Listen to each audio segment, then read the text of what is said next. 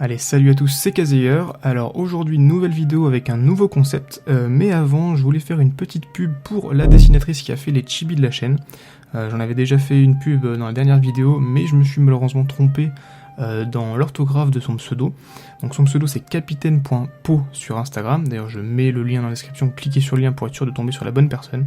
Donc franchement allez la soutenir, elle fait un taf vraiment incroyable. Donc du coup revenons à la vidéo, nouveau concept, en tout cas si ça vous plaît je le continuerai. J'aimerais donc parler d'une série que je suis en train de lire actuellement et qui est plutôt pas mal, c'est Saint Seiya épisode G. Et sur Instagram, je faisais, on va dire, un petit résumé, je donnais un peu mon avis sur chacun des tomes, et ça a plutôt bien marché, ça plaisait aux gens, il y avait un public qui voulait découvrir Saint Seiya épisode G. Je me suis dit pourquoi pas faire tout simplement des reviews sur chacun des tomes, ou sur tous les deux tomes, pour présenter un petit peu Saint Seiya épisode G. À la base, je voulais tout lire et ensuite faire une vidéo, présentation, etc., mais pourquoi pas plutôt faire ce concept de review de tomes. Donc cette vidéo, on va dire que c'est un petit test. Si ça vous plaît, n'hésitez pas à liker la vidéo et à mettre un commentaire en disant que vous voulez continuer ce concept, donc avec une revue de tous les tomes ou tous les deux tomes. Et dans tous les cas, à la fin, quand j'aurai fini la lecture finale, je vous referai une vidéo complète sur toute l'œuvre. Donc voilà, on va commencer la review.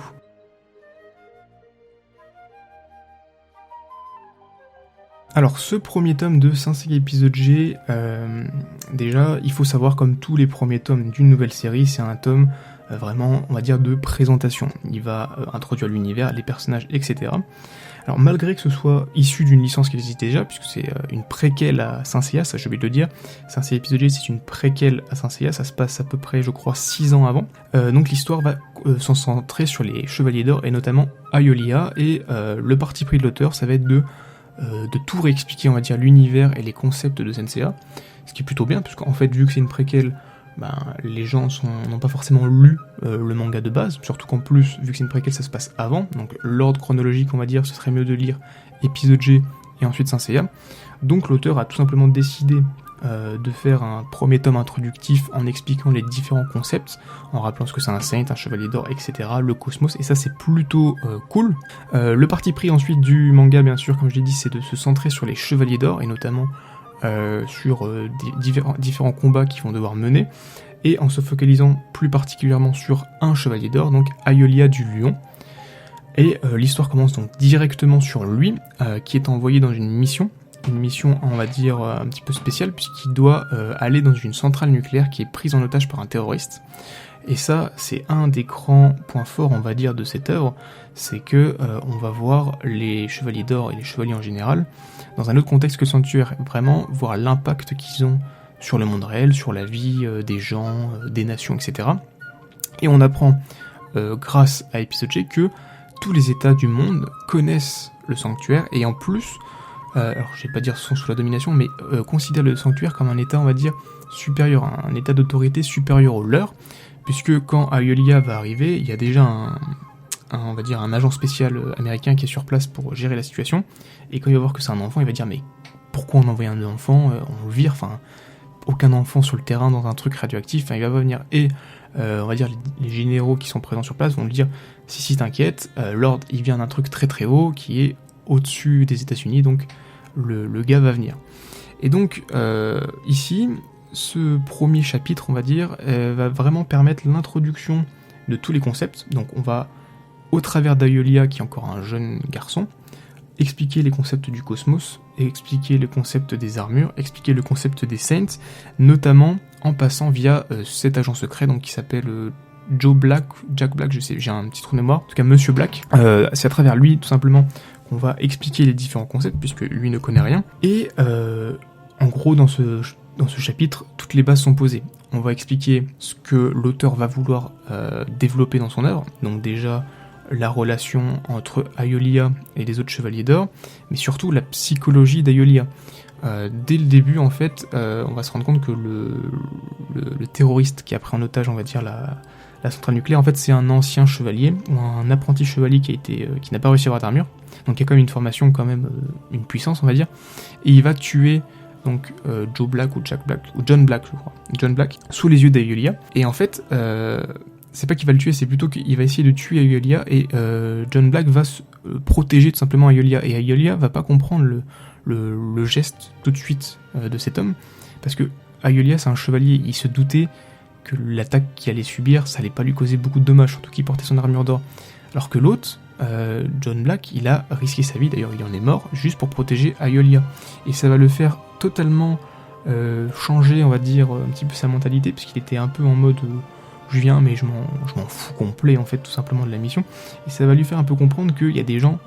qui se battent pour ces missions, qui ont une vie, qui sont des vraies personnes, qui ont une existence, et que devant lui, il y a une personne qui vient tout simplement de perdre sa vie, de sacrifier son existence pour le sauver, sans même le connaître, sans même vraiment savoir qui il est. Et ça va commencer tout simplement le développement psychologique qui va être poursuivi, je pense, tout au long de l'œuvre d'Aeolia, et c'est vraiment sur ça que va être basée toute l'œuvre, donc c'est vraiment super bien. Ensuite, l'auteur il va essayer d'aller un peu plus loin dans ce tome, toujours en présentant les personnages. Donc on va nous présenter les autres chevaliers d'or, notamment tous, en fait on va tous les présenter un par un. D'ailleurs ça va être un moment qui est plutôt cool, parce que en fait ils sont tous invités à une réunion spéciale du Grand Pop, parce qu'il y a les titans, donc des divinités qui viennent de se réveiller, en tout cas un qui vient de se réveiller, qui est en train d'attaquer le sanctuaire, enfin au moment où il y a la réunion, il n'a pas encore attaqué le sanctuaire, mais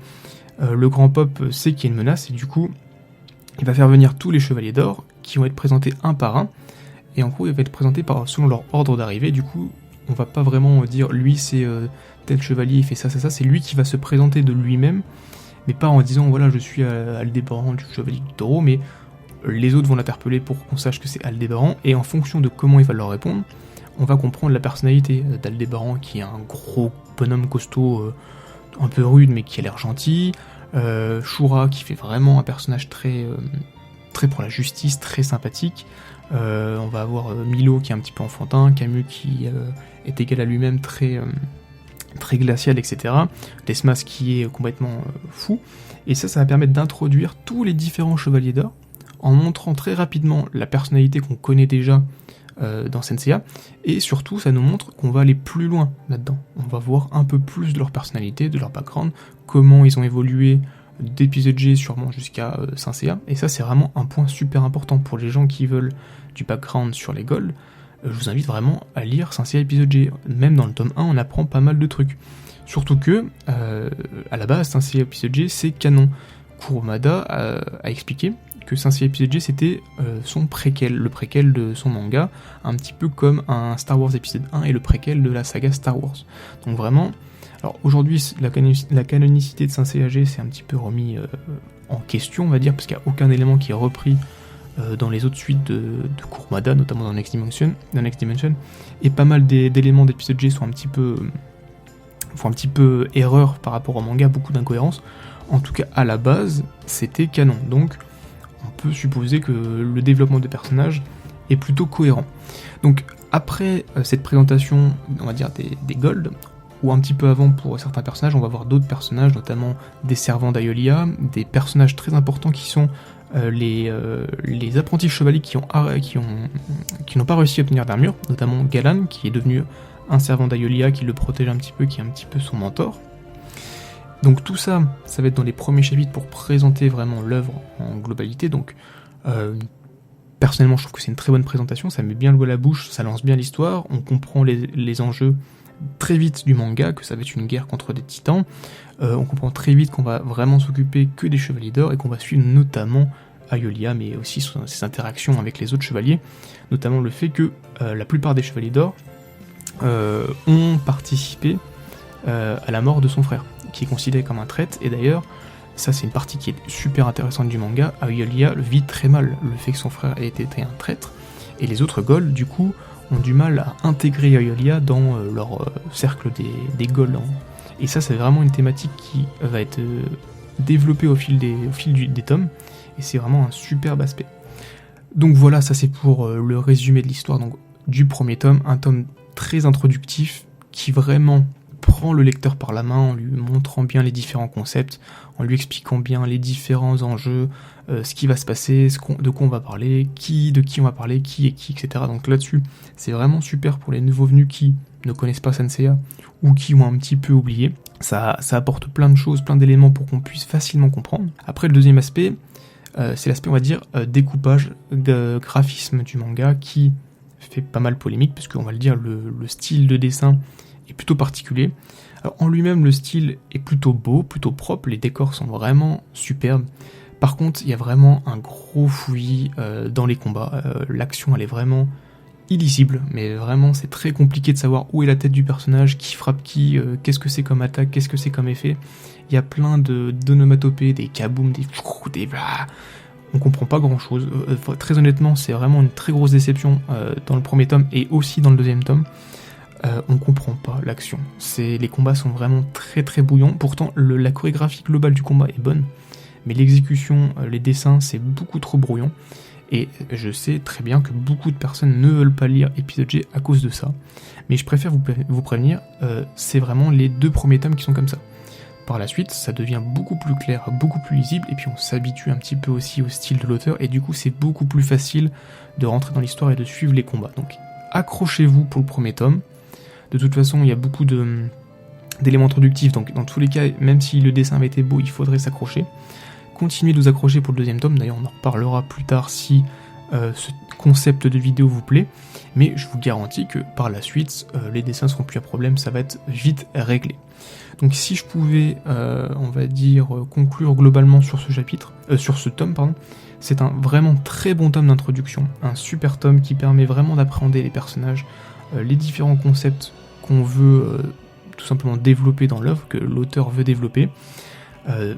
Petit manque, on va dire, de cohérence dans les dessins, qui sont très fouillis. Le style est un peu particulier, mais voilà, faut s'habituer. Faut se forcer, on va dire, les 2 premiers tomes, et après,